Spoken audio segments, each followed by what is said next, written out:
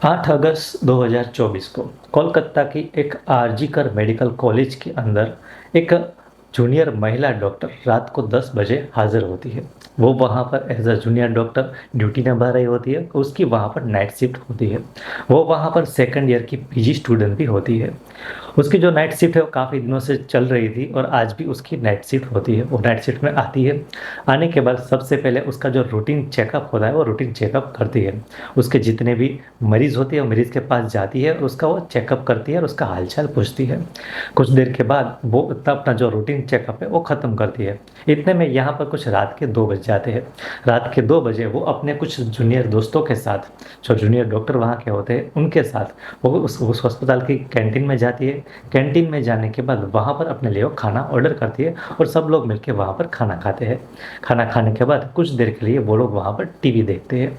TV देखने के बाद जो बाकी के जो 4 जूनियर डॉक्टर थे, उनका जो रूटीन चेकअप का टाइम हो गया था, तो वो लोग अपने रूटीन चेकअप के लिए जाते हैं और यहाँ पर ये जो महिला डॉक्टर अकेली वहाँ पर रहती है। कुछ देर रहने के बाद उसे वहाँ पर, क्योंकि उसका कोई भी अभी इमरजेंसी चेकअप नहीं था, ना ही उसका कुछ रूटीन चेकअप का टाइम हुआ था, अभी काफ़ी ज़्यादा टाइम बाकी था। तो फ्री थी तो उसके लिए वो सोचती है कि मैं अभी थोड़ी देर के लिए फ्री हूँ तो थोड़ी देर के लिए मैं आराम कर लेती हूँ। तो वो आराम करने के लिए उस अस्पताल की तीसरी मंजिल पर जाती है। तीसरी मंजिल पर वहाँ पर एक सेमिनार हॉल होता है। वो सेमिनार हॉल के अंदर चली जाती है और वहाँ पर कुछ कुर्सी होती है। तो सामने की तरफ जो कुर्सी होती है उस कुर्सी पर वो बैठ जाती है और वहाँ पर वो आराम करने लगती है। आराम करते करते थोड़ी देर में उसकी आँख लग जाती है और वहाँ पर वो सो जाती है। यहाँ पर करीब करीब जब वो अंदर सेमिनार हॉल के अंदर जाती है उस टाइम पे कभी करीब करीब रात के 3 बजे होते हैं।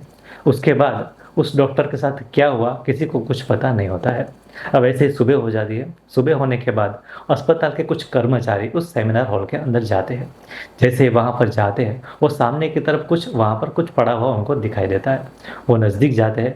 जैसे ही नज़दीक जाते हैं वो काफ़ी ज़्यादा चौंक जाते हैं और डर भी जाते हैं, क्योंकि वहाँ पर एक महिला की लाश पड़ी होती है। वो लोग तुरंत वहाँ से बाहर निकलते हैं और उस हॉस्पिटल का जितना भी स्टाफ है उन सब स्टाफ को लेकर वो उस वाले हॉल में आते हैं। सारा स्टाफ वहाँ पे आता है, कुछ डॉक्टर भी वहाँ पे आते हैं। आने के बाद जैसे उस लड़के को वो लोग देखते हैं तो उन सबकी चीखें निकल जाती है, क्योंकि उस लड़की की हालत जो है काफ़ी ज़्यादा ख़राब होती है। वो तुरंत ही उसकी जो बॉडी है उसको वहाँ से उठाते हैं और ऑपरेशन रूम में लेके जाते हैं। वहाँ पे जाने के बाद उसका चेकअप करते हैं तो वहाँ पर पता चलता है कि उसकी तो पहले ही मौत हो चुकी है। अब यहाँ पर क्योंकि यह जो लड़की है काफ़ी टाइम से यहाँ पर as a junior doctor duty कर रही थी, तो वहाँ का स्टाफ इसको पहचान लेता है। पहचानने के बाद उसका घर पर कॉल किया जाता है। अब जब उसके माँ बाप को कॉल किया जाता है तो ये जो अस्पताल है उसकी तरफ से सच बात नहीं बताई जाती है। उनको कॉल करके बताते हैं कि आपकी बेटी ने खुदकुशी कर ली है, आप यहाँ पर आ जाइए। उसके माँ बाप तुरंत ही भागे भागे यहाँ पे आ जाते हैं। आने के बाद अपनी बेटी से मिलने की बात करते हैं। लेकिन कॉलेज वाले कहते हैं आप थोड़ी देर के लिए यहाँ पर आप बैठिए, थोड़ी देर के बाद हम आपको उसके पास ले जाएंगे। अब काफ़ी ज़्यादा टाइम बीत जाता है, करीब करीब 3 घंटे बीत जाते हैं, लेकिन फिर भी ये लोग उसको अपनी बेटी के पास नहीं लेके जाते हैं। तो ये लोग काफ़ी ज़्यादा जिद करने लगते हैं। जब जिद करते हैं तो जो अस्पताल का स्टाफ है वो उसको इन लोगों को उसकी बेटी के पास लेकर जाते हैं। जैसे वहाँ पर जाते हैं इन माँ बाप का कलेजा काँप उठता है, क्योंकि उसकी जो बेटी थी उसकी हालत काफ़ी ज़्यादा बदतर थी। उसकी दोनों आँखों से खून निकल रहा था, उसके मुंह से भी खून निकल रहा था। उसके होठ पे उसके जो होठ थे वहाँ पर घाव थे। उसके मुंह पे काफ़ी ज़्यादा घाव थे। उसका जो हाथ है वो टूटा हुआ था, पैर भी टूटा हुआ था और उसके शरीर पे अनगिनत घाव के निशान थे। ये चीज़ जब वो देखते हैं तो तुरंत कहते हैं कि यहाँ पर हमारी बेटी ने खुदकुशी नहीं की है, लेकिन किसी ने इसके साथ ज़बरदस्ती की है, साथ ही इसका मर्डर कर दिया है। इसके बाद ये लोग जो है वहाँ के कोर्ट में जाते हैं। कोर्ट में जाने के बाद याचिका दाखिल करते हैं। याचिका दाखिल होने के बाद कोर्ट से ऑर्डर आता है कि इस केस का अच्छे से इन्वेस्टिगेशन हो।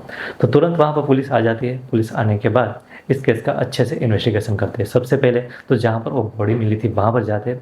वहाँ पर जब पूरे अच्छे से जब चेकअप किया जाता है तो वहाँ पर उन लोगों को एक टूटा हुआ ब्लूटूथ नेक बैंड मिलता है। अब जैसे ये नेक बैंड मिलता है तो वहाँ पे आसपास जितने भी डॉक्टर थे, जिसके भी इस लड़के के जितने भी दोस्त थे, सभी के मोबाइल के साथ इस ब्लूटूथ को कनेक्ट करने की कोशिश की जाती है। लेकिन ये जो ब्लूटूथ है ये जो ब्लूटूथ का जो डिवाइस था वो किसी के भी मोबाइल के साथ कनेक्ट नहीं होता है।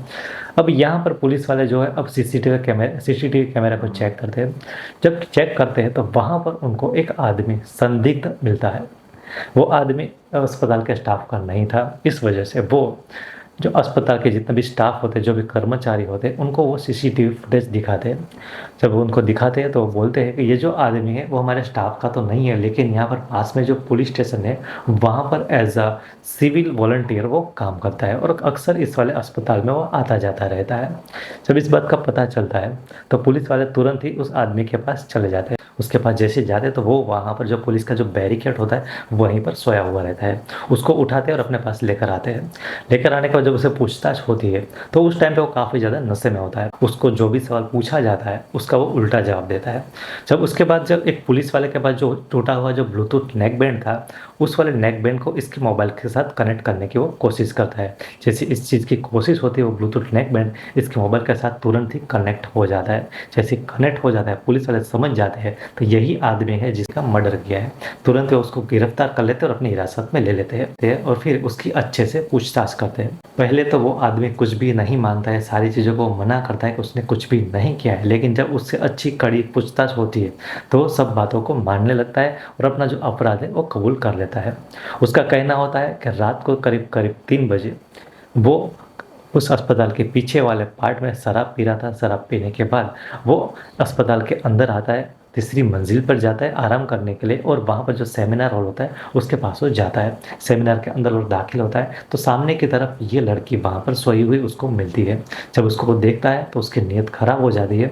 उसके पास जाता है और उसके साथ ज़बरदस्ती करने लगता है। उस टाइम पर महिला डॉक्टर उसका विरोध करती है। जैसे वो विरोध करती है तो ये आदमी उसके मुँह पर हाथ रख देता है और उसके सर को दीवार के साथ जोर से मारता है। जब इसके सर को दीवार के साथ मारा जाता है तो उस टाइम पे इस लेडी डॉक्टर ने अपने चेहरे पे चश्मे पहने हुए होते हैं। तो चश्मे जो है दीवार के साथ टकराने की वजह से टूट जाते हैं। उसके जो कांच है वो इसकी आंखों में लग जाते हैं। कांच जो आंखों में लगने की वजह से उसकी दोनों आंखों से खून बहने लगता है। उसके बाद ये उसके मुंह पे जोर से मुक्के से वार करता है। फिर साथ ही इसका जो गला है वो जोर से दबाने लगता है। उसके बाद वो इसके साथ दुष्कर्म करता है। अब यहाँ पर इतना कहने के बाद वो अपनी सारी जो अपराध है उसको कबूल लेता है। अब यहाँ पर पुलिस इसका इन्वेस्टिगेशन भी करती है। फिर इसका जो पोस्टमार्टम रिपोर्ट भी आता है जिसमें भी ये पाया जाता है कि इसके साथ ज़रूर कुछ ना कुछ दुष्कर्म भी हुआ है और इतनी बुरी तरह से हुआ है कि इसके प्राइवेट पार्ट से भी खून बहने लगा है।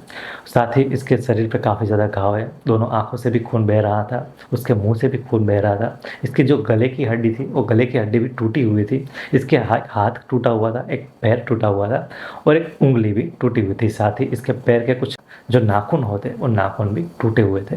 तो ये एक पूरा जो पोस्टमार्टम रिपोर्ट था वो कुछ इस तरह से था। अब यहाँ पर इसकी जो जांच है वो सीबीआई को सौंप दी गई है। सीबीआई इसके बारे में आगे अब जांच करने वाली है।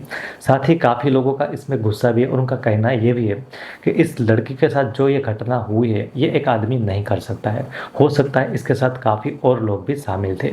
तो सीबीआई अब जाँच कर रही है कि इसके साथ कोई आदमी शामिल था कि नहीं था, या तो फिर ये अकेला ही था। इस बात की अभी जांच हो रही है। इसके लिए इसका डीएनए रिपोर्ट भी लिया गया है। अब डीएनए रिपोर्ट जब आएगा तो उसमें साबित हो जाएगा क्या ये आदमी अकेला था या तो फिर इसके साथ कोई और भी था। तो ये थी आज की कहानी। आज की वीडियो में बस इतना ही।